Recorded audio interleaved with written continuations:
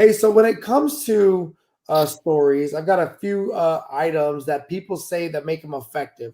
I think we've hit a few things. We've relatable, right? If you're going to tell a story, it needs to be relatable, memorable, right? Not just like facts and figures, but like no kidding memories that you have that you value. People probably value. And I think they should be, to me, when I'm writing a sermon or something, I think they should be authentic. Oh yeah, I don't think it should be. Let me Google a story about a lady that might match my sermon text. I think you should really pray about it and be like, let's think about where, because if you're over 40 or whatever, like you've experienced some version of everything probably. So at that point, yeah, so you should, to me, dive deep into something. And I think the more relatable it is comes from the authenticity, and it should have the humility. If your story ends with you as the hero, it might not necessarily be the best story. Sometimes it is if it's a motivational type of thing, but I will tell you some of the best stories. I've had people come up to me months after a sermon and say, Chris, that still stuck with me yeah, forever.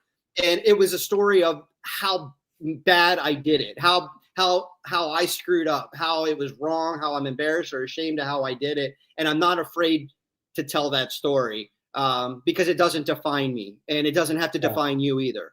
I would tell you, for me, very similar. I just always try to make sure whatever, because I tell a lot of my own because I want to make sure I'm speaking on myself, but I try to always remind myself that it was through the grace of God. It was through my faith. It was through something bigger than me that gave me the strength to come through that. And I try to always think about that as I'm preparing whatever I'm doing because I tell the kids, you got to have faith and you gotta have you gotta work, right?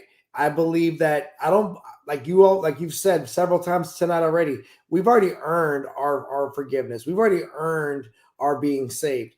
That doesn't mean we don't stop doing our best every day, right? If you Jesus earned it, but yeah, yeah, yeah, great, exactly. And I feel like you've got to put the work in to help you get somewhere, to help to show the world, to help to show God that you really, that you really, really, really do appreciate the opportunities you've been given and you authentically want to get there, right? And God, if I can do 80%, if you can just get me across that 20%, man.